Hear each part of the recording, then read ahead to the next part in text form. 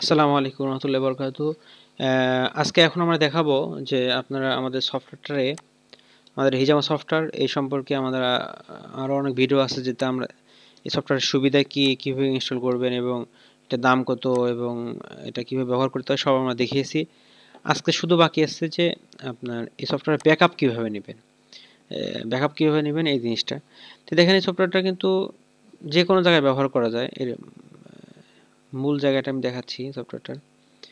এই যে এখানে ক্লিক করলে আসতেছে, হ্যাঁ, কিন্তু এটা কিন্তু সফটওয়্যারটার মূল জায়গা না, এটা একটা শর্টকাট। এটার মূল জায়গায় যাওয়ার জন্য এভাবে যাওয়া যায়।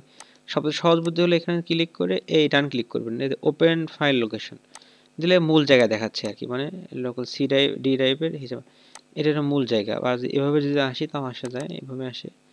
এই যে ডি ড্রাইভে রাখা আছে আমার এই হিজামা সফট নামের ভিতরে এই সফটওয়্যার রাখা আছে।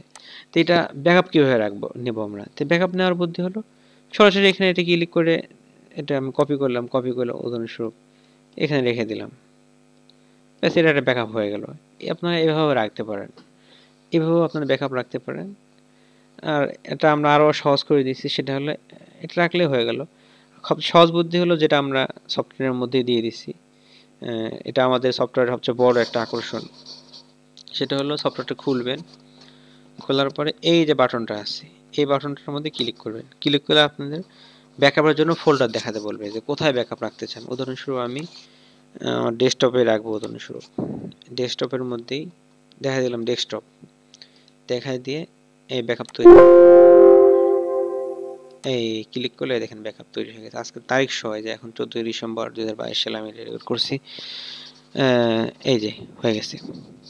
একটা জিনিস আমি দেখাই আপনাদেরকে, যদি একই জায়গায় আপনি দুইবার ব্যাকআপ নেন তাহলে কিন্তু আগের ফাইলটা এটাকে রিপ্লেস করবে। উদাহরণস্বরূপ দেখেন এই ফাইলটা, এটা কিন্তু খালি। এখন যে ব্যাকআপটা নিলাম আমরা এটা কিন্তু সম্পূর্ণ খালি, সম্পূর্ণ খালি। হ্যাঁ, দুইটা হয়ে গেছে এখন।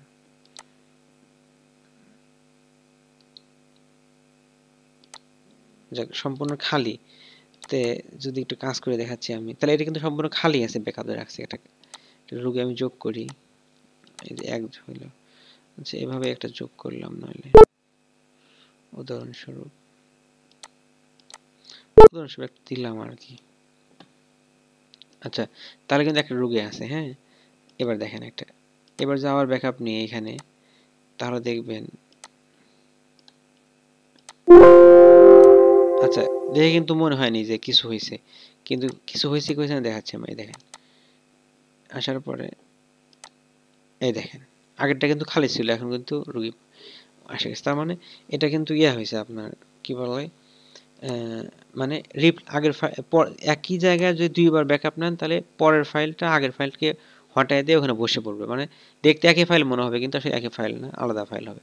যাই হোক, এভাবে আপনার পিসির মধ্যে কোথাও আপনি এভাবে ব্যাকআপ নিয়ে নিয়ে রাখবেন, তারিখ বাই তারিখ উঠবে, আচ্ছা রাখবেন। এখন কথা হলো আমার পিসি নষ্ট হয়ে গেল, তখন কি হবে? তখন তো এটা হারায় যাবে। এই জন্য ভালো বুদ্ধি হলো এভাবে পিসির মধ্যে কোনো একটা জায়গায় ব্যাকআপ নিয়ে রাখবেন। রাখার পরে আপনারা আপনাদের গুগল ড্রাইভে চলে যাবেন। তা আমি আমার গুগল ড্রাইভে লগ ইন করতেছি, নেট কানেকশন দিয়ে নিই।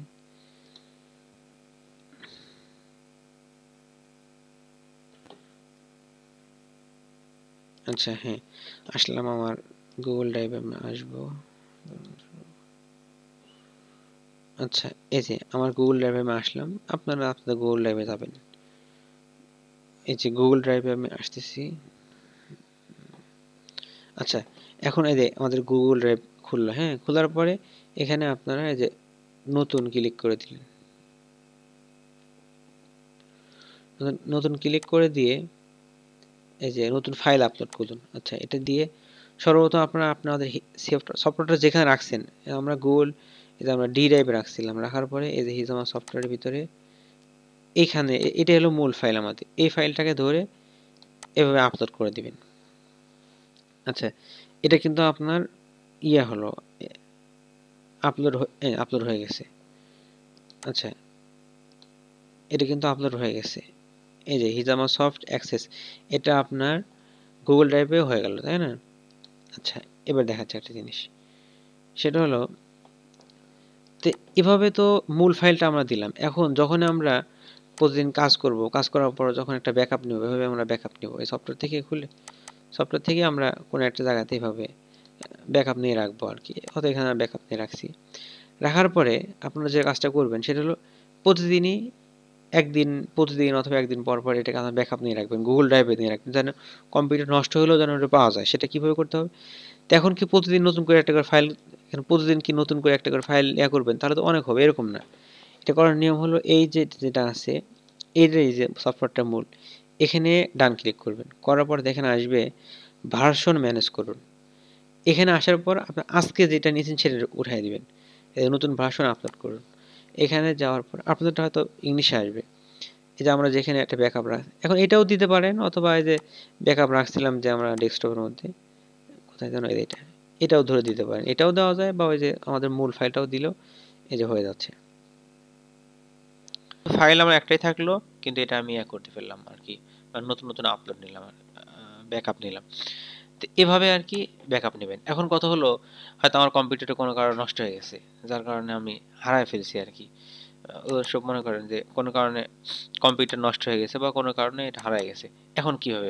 উদাহরণস্বরূপ এটা কোনো কারণে এটা হারায় গেছে, তাহলে এখন কি উপায়?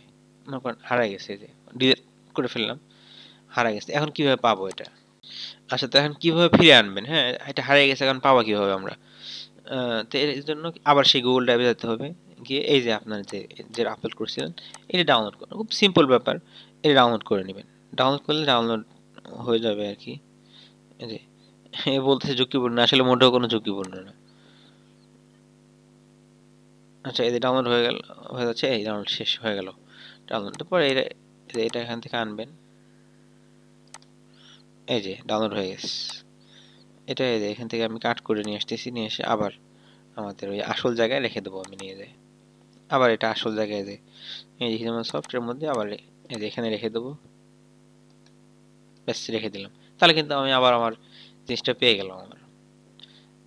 আচ্ছা, এর নিচে চলে গেছে, কিন্তু এই যে আবার চলে আসলো। এভাবে হারায় ফেলে এভাবে আপনারা আবার ফিরে আনতে পারবেন। এই ভিডিওটা দেখার জন্য সবাইকে ধন্যবাদ। আসসালামু আলাইকুম রহমতুল্লাহ।